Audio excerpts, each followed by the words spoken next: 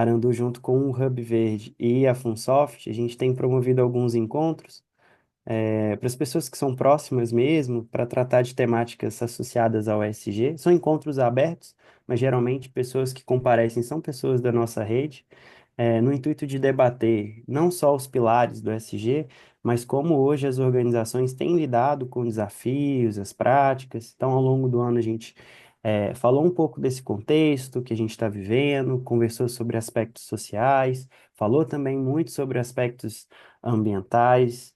E hoje a ideia é a gente debater um pouquinho aqui sobre essa governança corporativa. É um encontro que fica gravado, então geralmente a gente tira algumas pílulas depois, oferece a possibilidade de pessoas que infelizmente não conseguiram participar em virtude do horário, né, para que elas possam assistir e conhecer um pouquinho também do trabalho que vocês têm feito. Tem sido um espaço muito rico de aprendizado, assim, uns com os outros. Então, Thomas, mais uma vez, muito obrigado. Mari também, muito obrigado. É um prazer ter aqui com vocês. Legal. Iago, vou ser bem breve também, gente. Só gostaria de reforçar as palavras aí do Iago e agradecer o Thomas e a Mariana. É um prazer tê-los aqui para tratar de um tema tão interessante, tão importante, né? A gente sempre, nas nossas conversas internas, a gente fala que é o ISD mão na massa, de com quem faz efetivamente, com quem faz acontecer, quem sente as dores e os sucessos do ISD na vida real, né? Então, é um compartilhamento de experiências muito rico, e é o objetivo desse encontro, né? O Hub Verde é um hub de inovação em energias renováveis e energias renováveis tem muito a ver com ESG no sentido de que o objetivo converge para o mesmo lado, né? De ter um mundo melhor, de ter um mundo mais sustentável sobre todos os aspectos, né? Então, essa trilha de ESG, nós estamos no quarto episódio e é uma trilha já consolidada dentro da parte de conhecimento, né? Da área de conhecimento do Hub, ok? Então, sejam muito bem-vindos e prazer tê-los aqui. Vamos em frente. Palavra de vocês. Thomas, você quer começar? Se apresenta um pouquinho, até para a Mari te conhecer, o Inácio Claro. também. Bom, pessoal, eu falo que o obituário está lá no LinkedIn, né? Tudo que a gente fez para trás. Eu sou pai da Gabriela, marido da Ana Maria e um entusiasta dos negócios conscientes, capitalismo consciente, nova economia, cooperativismo.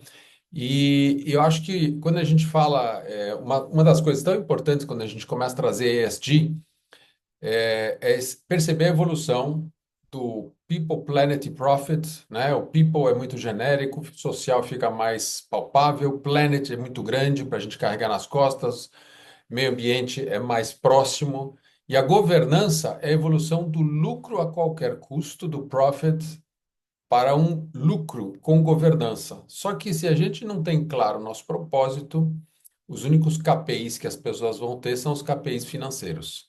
Faltam os Key Performance Indicators e o equilíbrio com Key Purpose Indicators. Então, assim, esse é o trabalho que eu venho fazendo, formando consultores. Somos 1.200 em 25 países para levar essa agenda, fortalecer essa agenda para todo mundo, todos os lugares que a gente está atuando. Então, fico muito feliz de estar aqui para poder compartilhar essa visão, como é que chama? Essa energia que a gente pode botar no ESG e trazer mais visibilidade. Hoje, inclusive hoje aqui em Belém, né, nos eventos preparativos para a COP do ano que vem, a gente começou a falar que quem é dono dos KPIs, Key Purpose Indicators e Key Performance Indicators, é o CFO, é o diretor financeiro. Tem que botar na mão do mesmo aprender a fazer o equilíbrio entre ter a clareza da governança, não a qualquer preço, mas não a qualquer custo, mas uma governança equilibrada com o impacto da presença da sua organização. Então, a mudança de modelo mental, de operacional e de entrega do diretor financeiro. Então, já deixo essa sementinha aqui para a gente começar essa conversa. Obrigado pelo convite. A gente que agradece, Thomas. Mari, você quer se apresentar também? Fica à vontade, viu? Obrigada pela oportunidade de estar aqui aprendendo com vocês, apresentando sobre a MG. Eu estou aqui há 15 anos. A MG é uma multinacional, estamos no interior de Minas, mais especificamente em São João del Rei. Talvez muitos conheçam por causa de Tiradentes, parte turística, né? Mas somos uma empresa centenária aqui no Brasil. E estamos aí no segmento de minerais críticos e materiais especiais, onde a gente tem uma mina, né, uma mineração em Nazareno, que é uma cidadezinha a 60 quilômetros ainda de São João del Rei. Hoje o nosso carro-chefe, o nosso produto de maior valor agregado é o lítio, né, o espodumênio, usado em baterias, carros elétricos. Então, o mercado aí muito promissor, isso tem trazido um crescimento expressivo para a empresa nos últimos anos, bem como em mercados de metalurgia, né? Negócio de metalurgia, temos uma usina hidrelétrica, enfim, né? Então, somos uma empresa aí crescente, né? Expandindo, aprendendo sobre esse tema de ESG, tendo boas práticas no dia a dia, mas eu acho que nesse desafio de construção de muitas empresas, né, de grandes e pequenas, de como fazer isso dentro do nosso negócio, no dia a dia, com boas práticas, mas de maneira verdadeira e com propósito. Então, acho que é um pouco disso aqui. Hoje, esqueci de falar, né? Estou aqui representando a Thais Guedes, que é a nossa gerente de responsabilidade social, nossa pessoa de compliance. Ela teve um compromisso corporativo, mas eu atuo na área de DHO, junto com ela, com a equipe dela, então a gente compartilha aí dos desafios dessa área e dessa atuação. Mas é um prazer para mim estar aqui, aprendendo com vocês.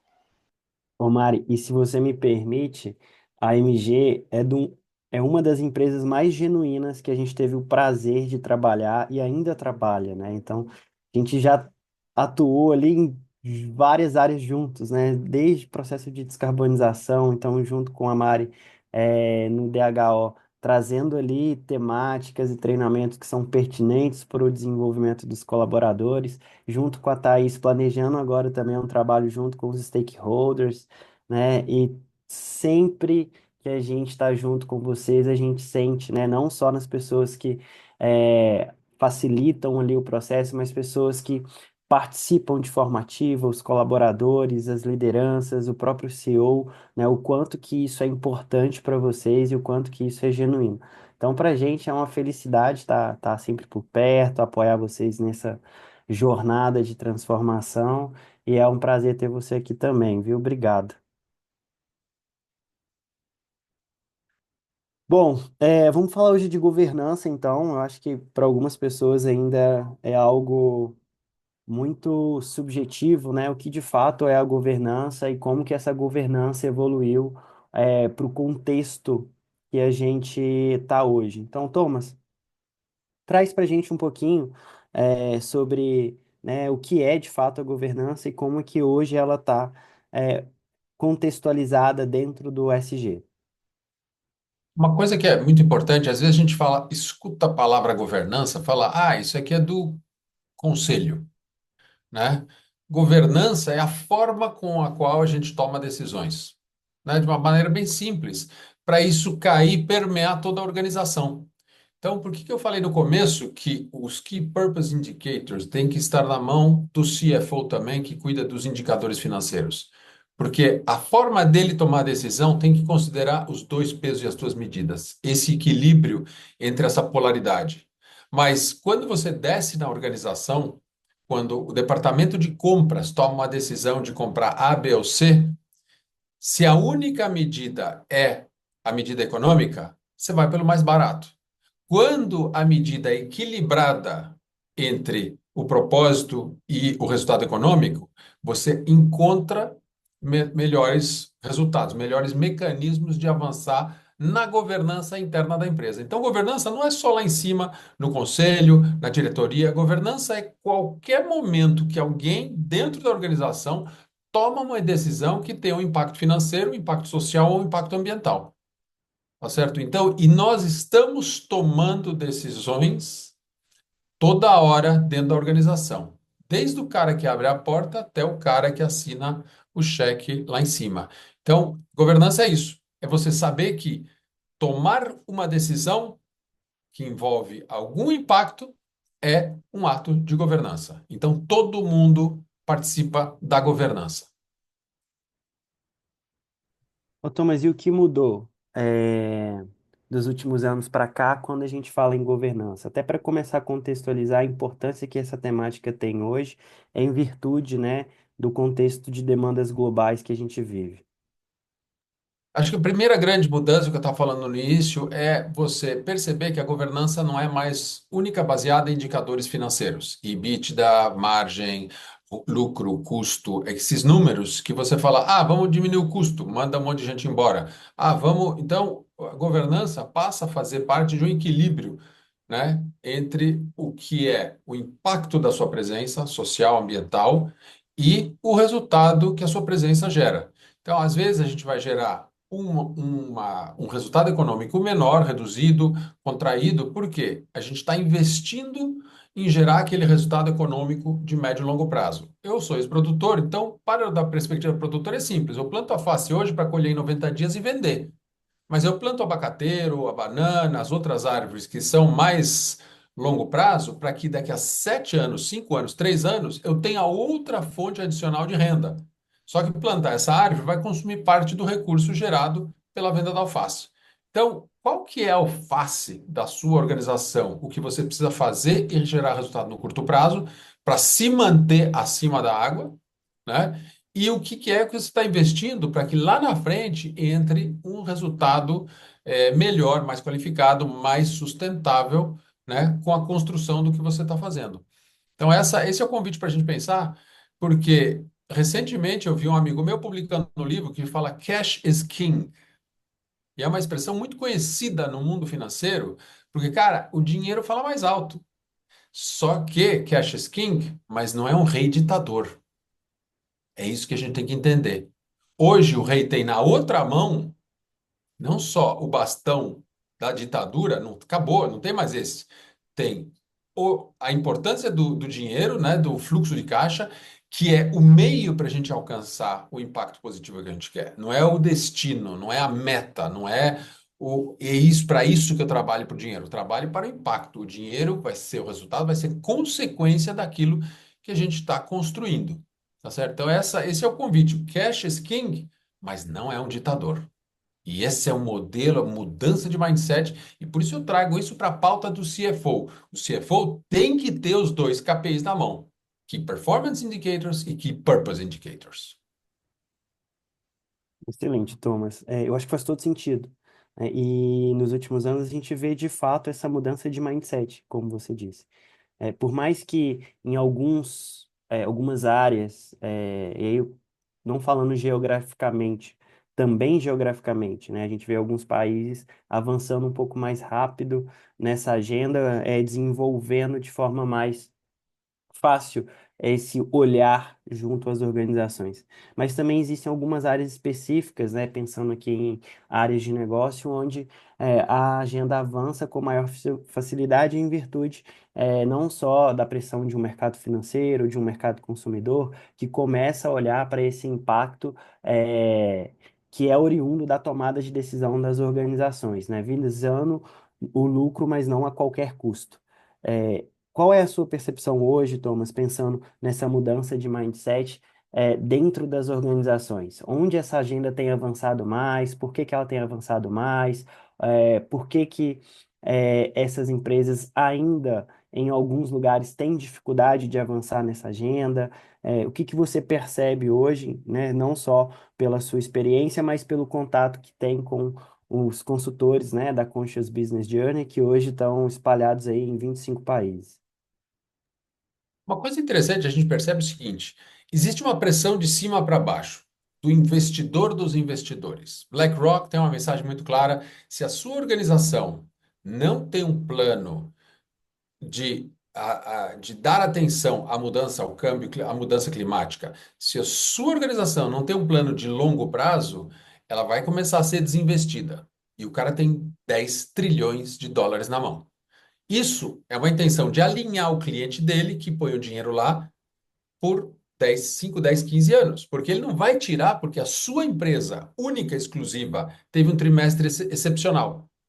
Aquele cliente vai continuar mais 5, 10 anos. Então, para mim, como CEO da BlackRock, não adianta uma empresa ter um trimestre excepcional. Eu quero que todas tenham trimestres consistentes de resultado. Então, essa é a primeira medição. A segunda, como é que chama? Chamada para a ação são as empresas que têm naturalmente um impacto ambiental maior, né? A gente está aqui com mineração, né? E você tem uma exposição grande, mas é um produto de altíssima necessidade. Então a gente começou a ver, o Peru tem programas onde você pode pegar parte do imposto que você paga para construir infraestrutura. Então a mineradora fala, vou construir essa estrada, 50 quilômetros.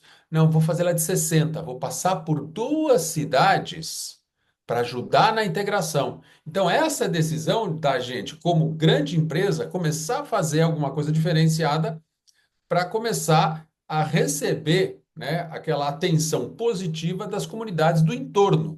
Porque a mineração é uma coisa muito difícil. Você extrai muita coisa, depois de um certo número de anos, você some.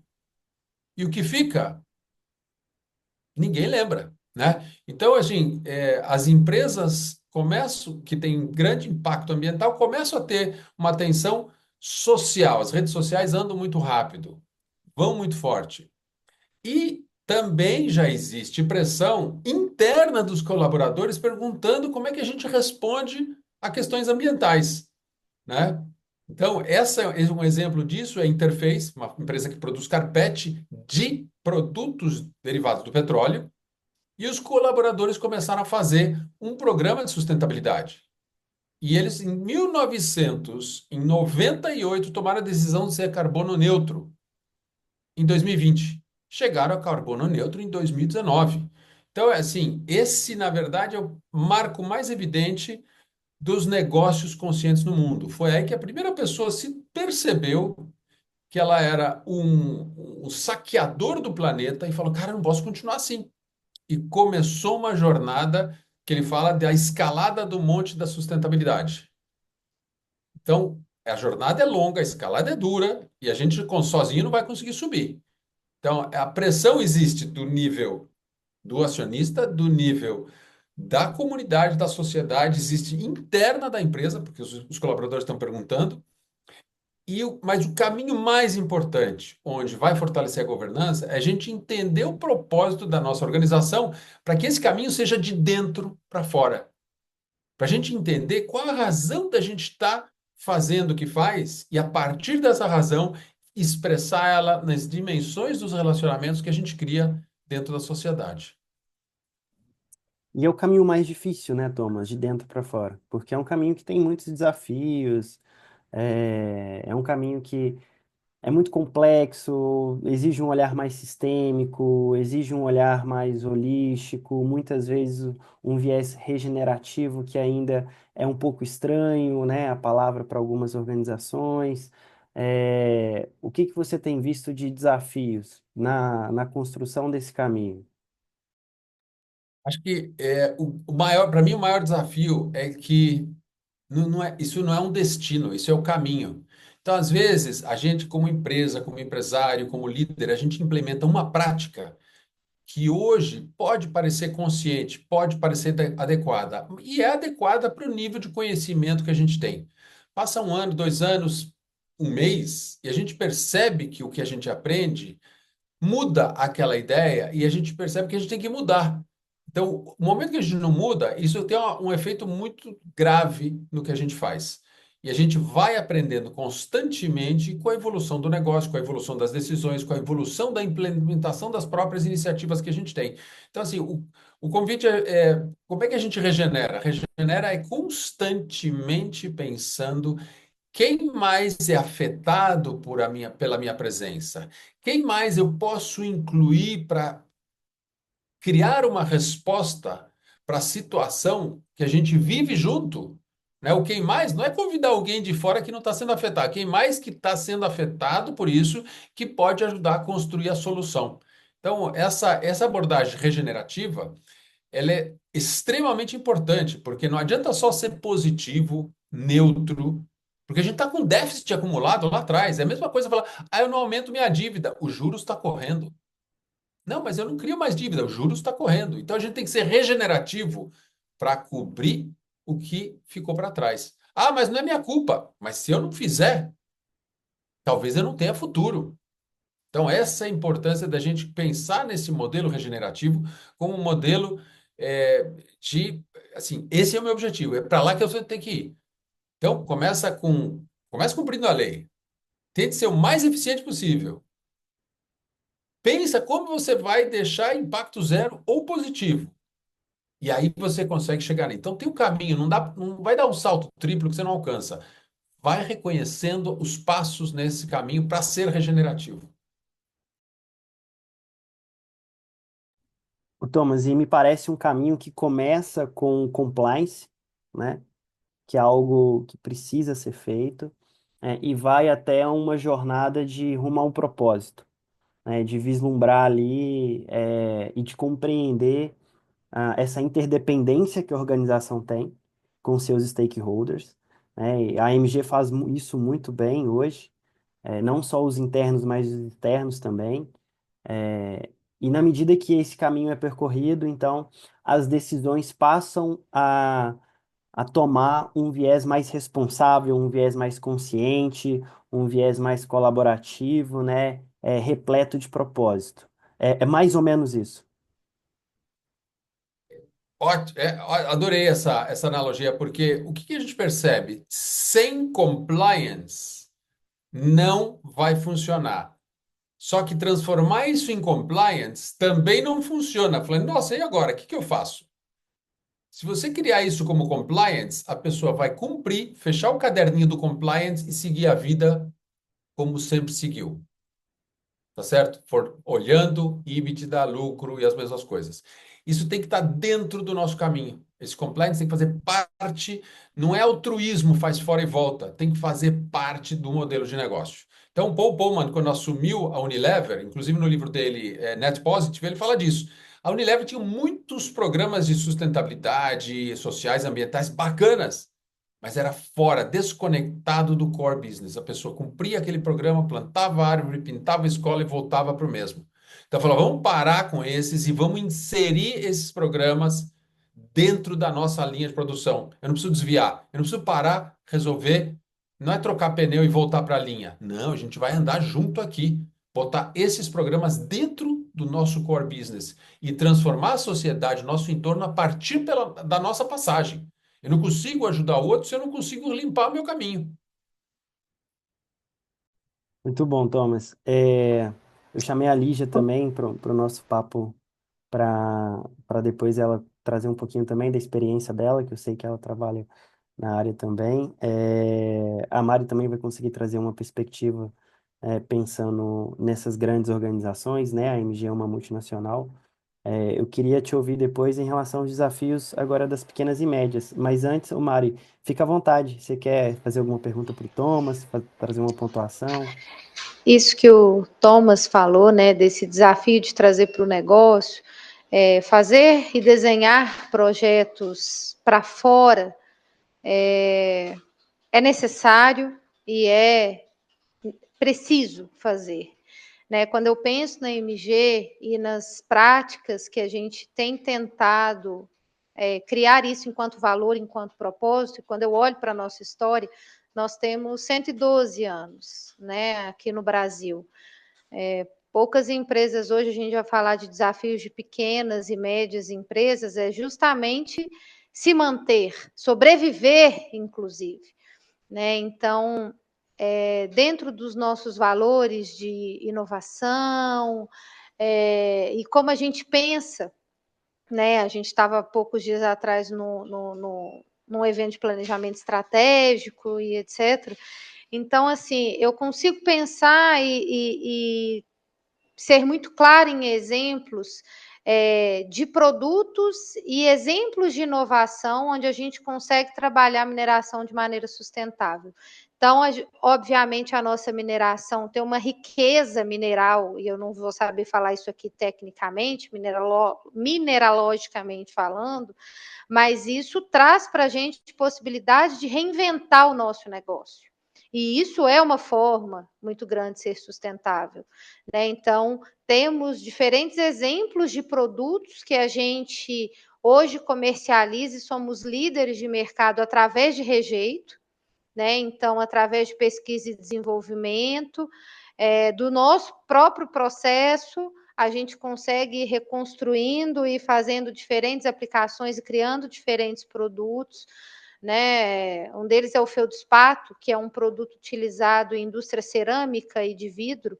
Ele é considerado uma das 100 inovações dentro da mineração do século, justamente pela quantidade de rejeito, e o nosso minério, a gente não trabalha com minério de ferro, ouro, a proporção estéreo-minério é muito grande, isso significa que a gente precisa tirar uma proporção enorme de um material que a gente não vai utilizar e que, teoricamente, é lixo, né? E o que a gente faz com ele? Então, esse é o nosso desafio, né? A proporção estéreo-minério no nosso negócio específico da MG é um dos nossos principais desafios de sustentabilidade.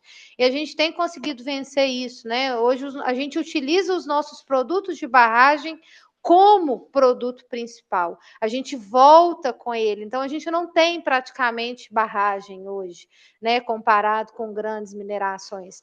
Então, isso que você fala de trazer sustentabilidade para além de programas isolados, eu consigo pensar na MG muito nesse aspecto, sabe? Então, só para, né, para tentar trazer esses exemplos, é um desafio, são desenvolvimentos de longo prazo, é muito difícil, mas acho que é isso também que faz a gente ser, né, uma empresa perpetuada há tanto tempo e líder de mercado, assim, no que a gente faz. Né? E aí a gente está falando de um mercado que é muito exigente em termos de governança, selo verde, né? Tântalo, a gente está falando do mercado de tântalo, ele é super complicado na Europa, poucas empresas, né, têm uma extração legal desse minério. Então, acho que falando disso tudo, um pouco disso que a gente vive assim no dia a dia. E eu acho que não só isso, Mari, o quanto vocês envolvem toda a cadeia da MG e a preocupação de vocês em envolver a cadeia na solução, né, ou nas soluções frente a esses desafios, né? Então, e o quanto vocês se preocupam, com a origem dessa cadeia, né? Que sejam pessoas, da cidade de São João, próximo à área de atuação de vocês, para que a empresa deixe um legado para a cidade, né? Isso vai muito de encontro com essa tomada de decisão responsável, que é a base de uma governança hoje dentro do SG, né? É, Bom, Thomas, antes de você falar dos desafios dessas médias e pequenas, Lígia, quer se apresentar para o pessoal também? Conta um pouquinho sobre quem é você. Tá joia. Bom, boa tarde, pessoal. Né, primeiro eu peço desculpas aí, porque tive um tema meio urgente aqui, que eu entrei um pouquinho atrasada. Eu sou a Lígia, né, eu trabalho aqui na Uzi Minas, dentro da área jurídica, do jurídico ambiental, junto aos temas de descarbonização, ESG, né, apoiando é, as áreas, né, dos negócios em relação a essa jornada né, já é um tema, né, agradeço aí o convite, uma honra participar aí com vocês, compartilhar um pouquinho. E também sou coordenadora do curso em Gestão ESG na PUC Minas. Bom, dentro da minha linha, né, de pesquisa ultimamente, né, o meu foco tem girado muito em torno das pautas ambientais, então, assim, meu foco é mais o ambiental mesmo, né, dentro do ESG, E aí, quando o Iago, né, me convidou para conversar aqui um pouquinho, então, assim, eu não tive nem muito tempo de estruturar uma fala, assim, a ideia era, né, compartilhar aqui com vocês esses aspectos dos desafios mesmo, né, de governança envolvendo esse tema.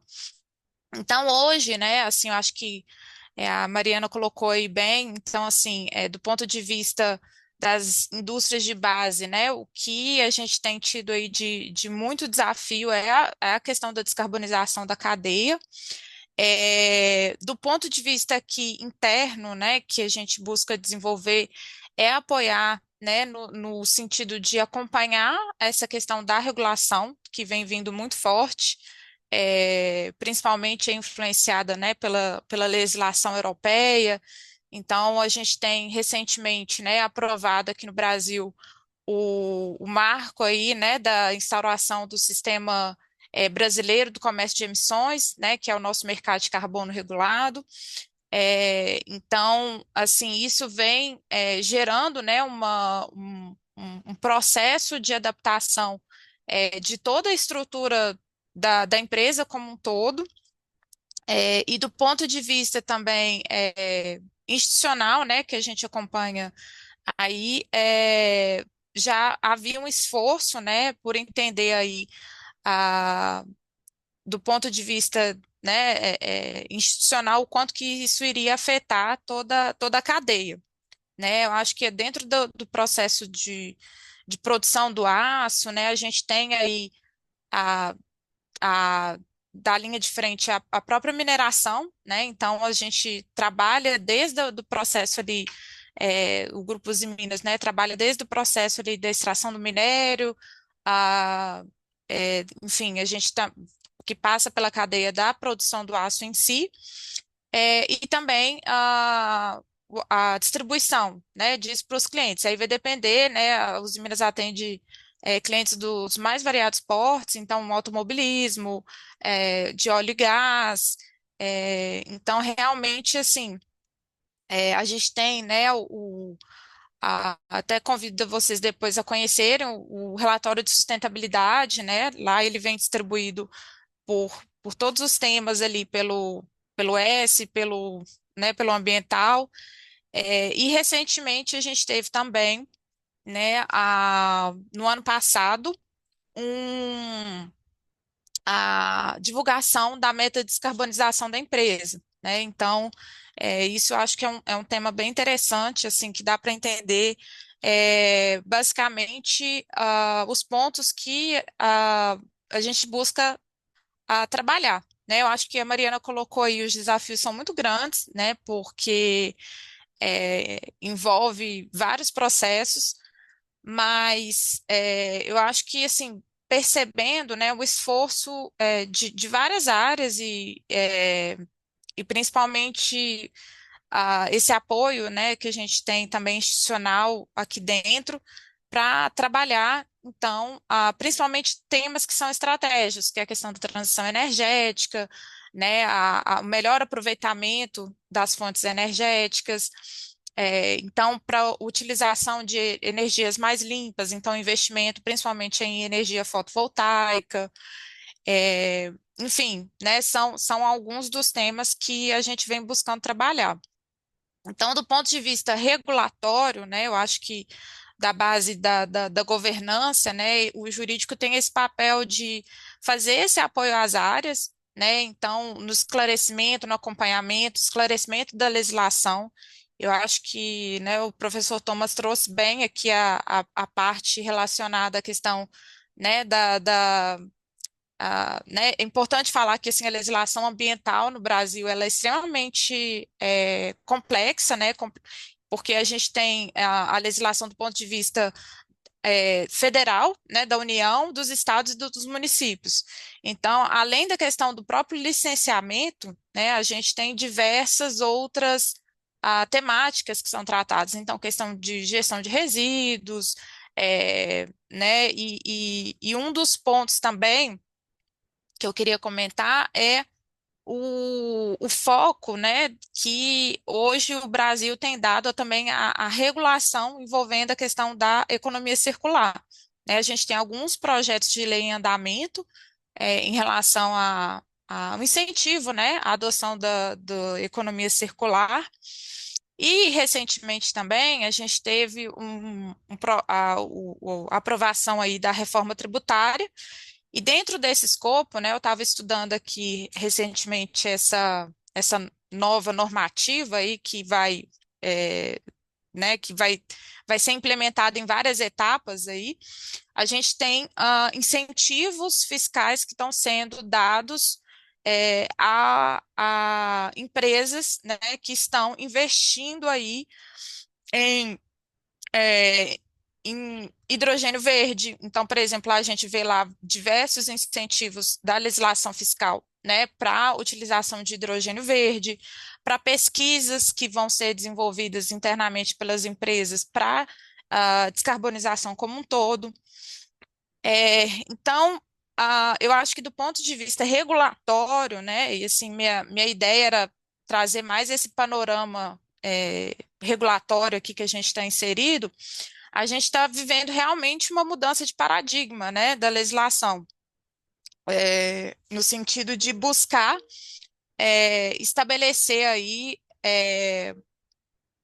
estabelecer novas diretrizes com foco nesse processo de descarbonização, né, na adoção de soluções de economia circular, enfim, e aí eu acho que a importância, né, dos departamentos jurídicos, dos departamentos de integridade. Então, aqui, por exemplo, a gente atua muito forte, né, em conjunto, do departamento jurídico e do departamento de compliance. Especificamente aqui, a gente tem uma área específica para compliance ambiental, então ter essa sinergia também, né, de para ver se os processos que estão sendo adotados eles estão em conformidade com a legislação ambiental, enfim. E aí eu acho que o grande desafio, né, atual que eu vejo envolve para as indústrias de base, né, essa adaptação agora ao mercado de carbono, né? E como que ele vai interagir também com o mercado de carbono voluntário, que algumas empresas também já fazem uso, né? Seja aí pela compra de crédito de carbono, enfim, e como que isso pode ser conciliado.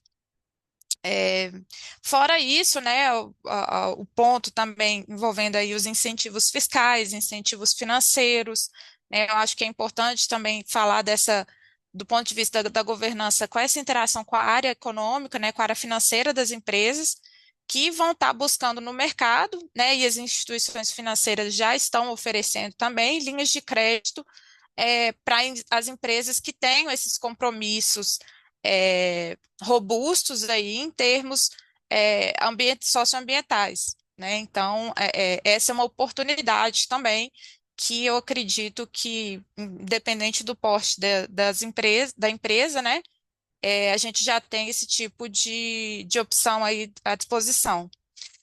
Então, assim, basicamente eu acho que era essa visão, né, que eu queria trazer. Eu acho que a gente tem, né, a minha percepção é que 2024 foi a gente teve um cenário regulatório extremamente avançado, assim, pautas muito, leis que estão buscando fomentar, né, esse processo de transição, né, aí para uma economia circular, enfim, todas as diretrizes aí do próprio capitalismo consciente, né, como é muito bem estruturado.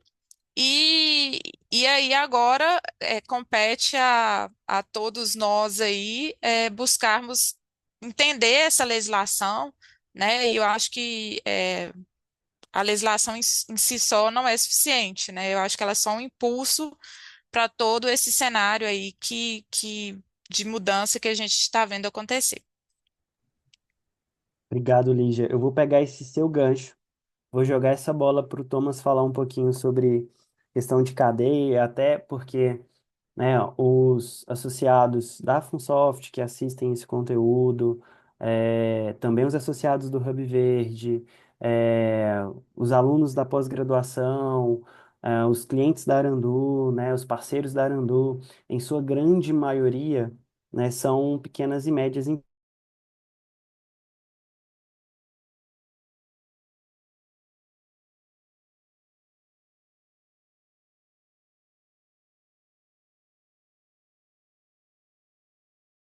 tem instaurado, levado para o mercado, até o livro que a gente deve publicar em breve, falando sobre essa metodologia, tem atuado em cima desses desafios para a cadeia produtiva, né? E aí eu volto a bola depois para a Mari falar das práticas, né, que a AMG tem adotado, né, no intuito de também contemplar ali, ou pelo menos pensar ou construir um caminho frente aos desafios que hoje as grandes organizações têm.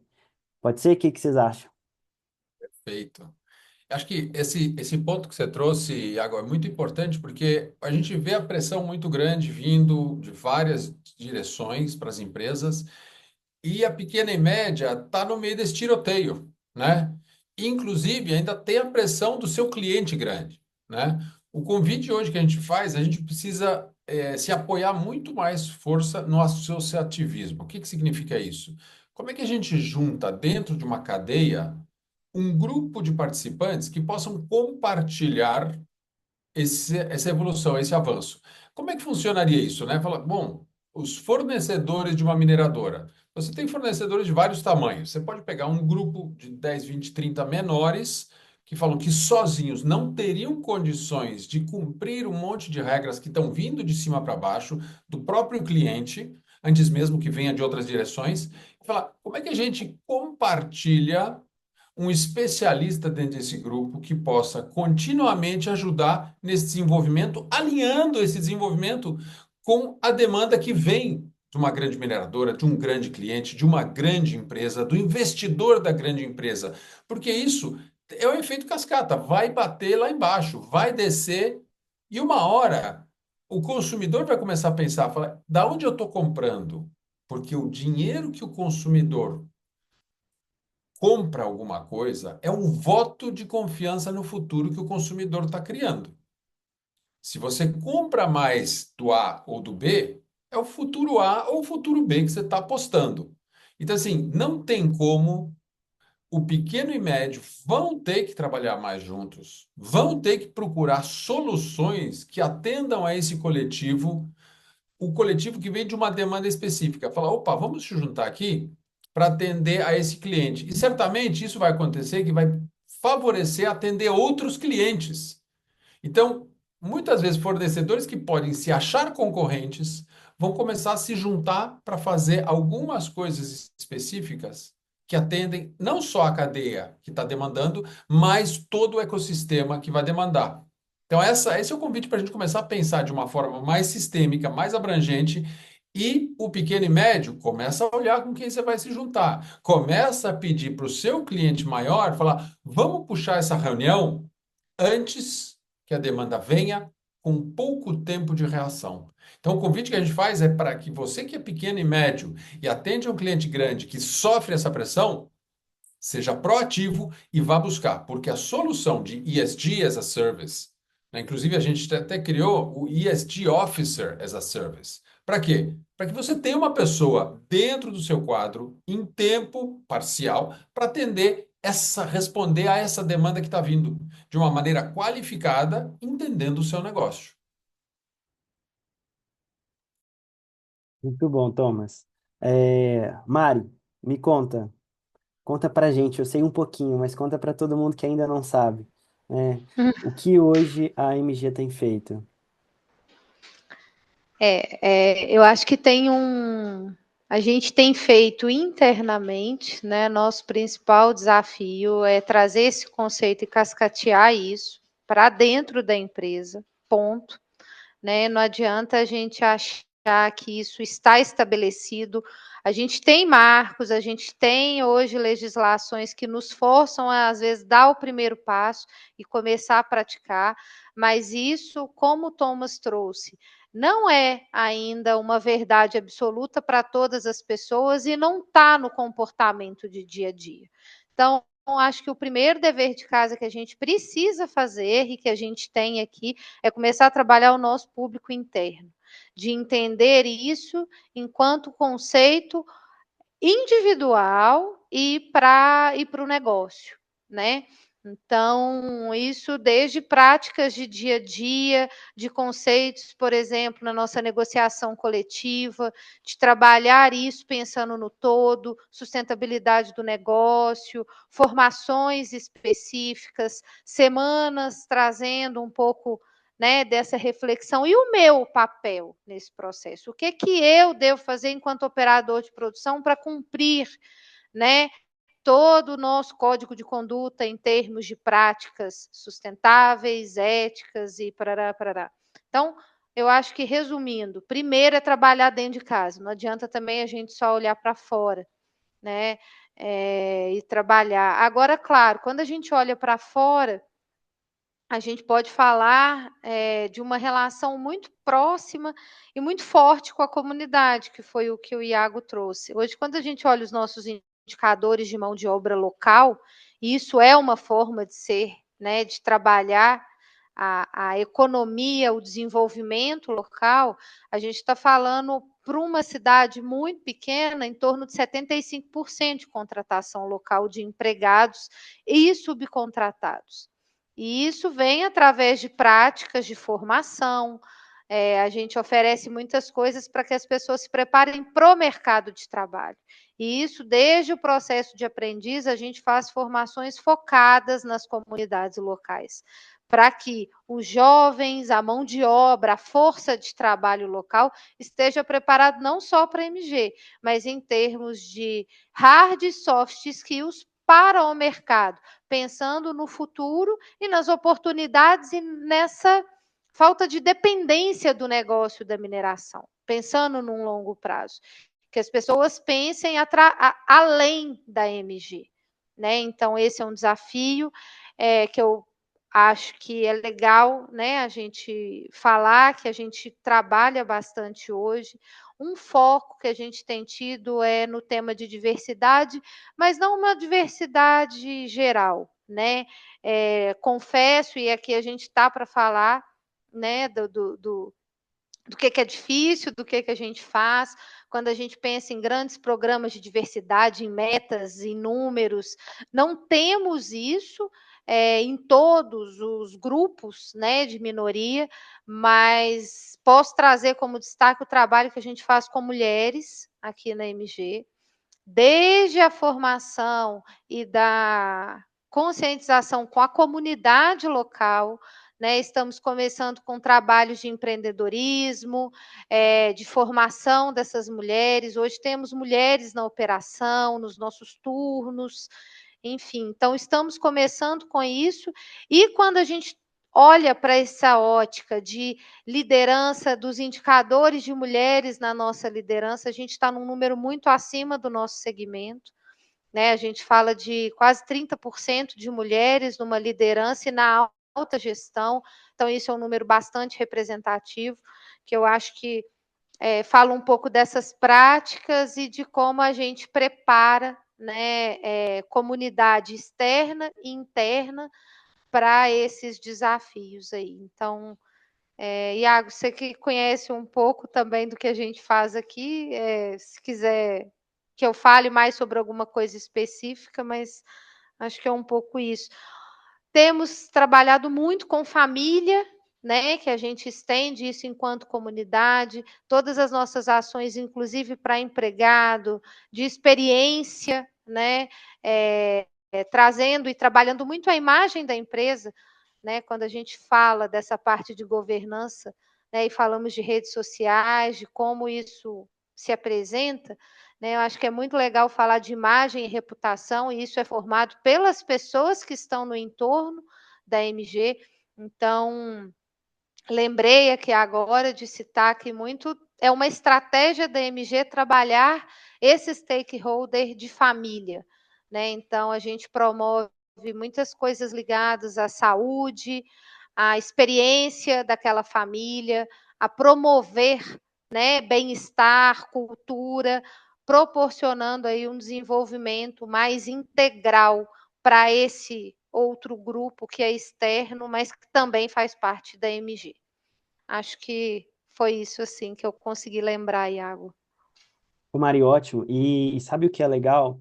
Que quando a gente fala, né, voltando lá no início da nossa conversa, de tomada de decisão responsável, que foi a abertura que o Thomas fez, é, a gente consegue, né, não só ao ouvir você, mas também no trato, no dia a dia, desde o primeiro workshop que a gente fez com a MG, que foi o workshop de descarbonização, até os demais trabalhos que se desdobraram a partir disso, não só na área ambiental, mas na área social, agora na área de governança, o quanto isso é genuíno, o quanto a cultura é forte e o quanto que essa tomada de decisão ela é uma via de mão dupla, ela fortalece a cultura e a cultura fortalece a tomada de decisão, né? O que é essencial dentro dessa transformação SG. Não dá para falar disso sem cultura, né? Então, com toda pessoa que você conversa dentro da MG, você sente esse senso de pertencimento, né, essa facilidade de falar sobre a empresa, esse orgulho de pertencer àquele lugar,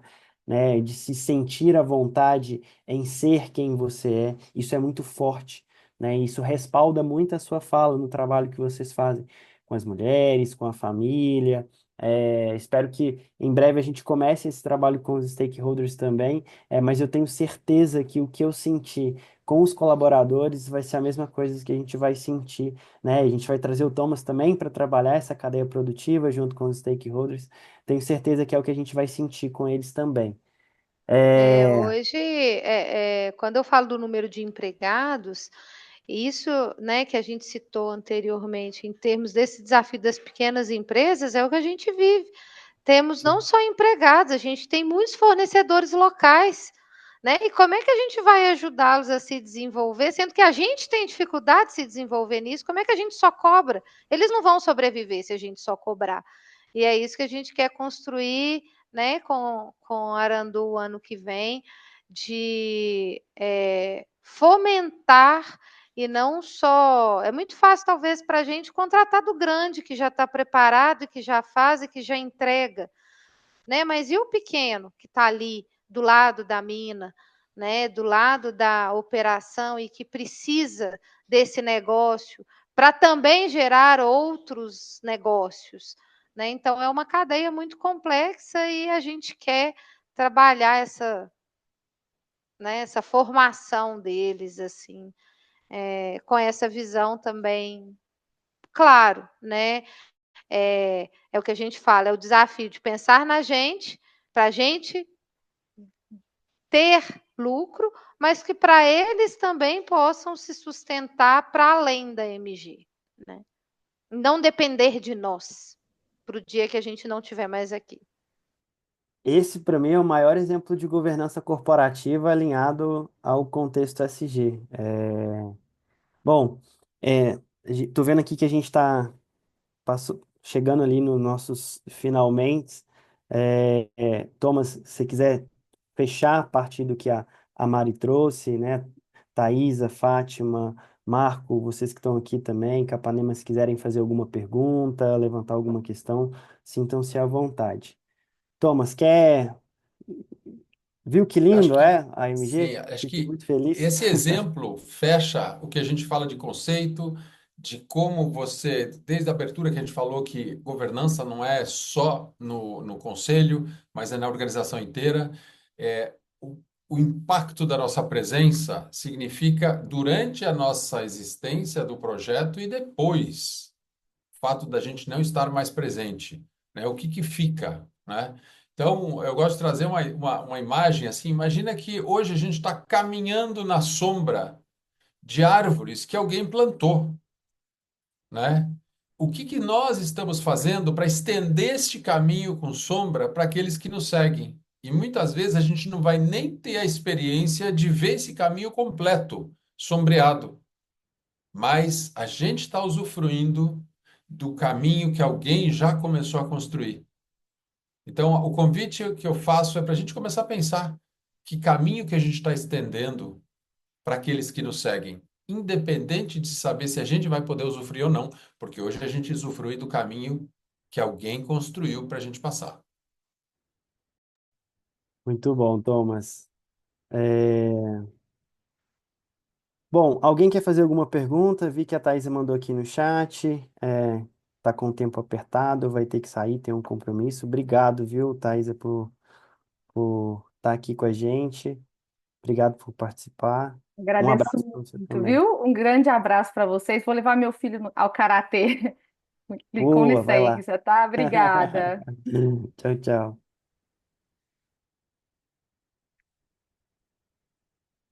Boa, Thomas. Thomas, antes de você sair, para as pessoas que estão assistindo depois, onde elas te acham? LinkedIn, Instagram.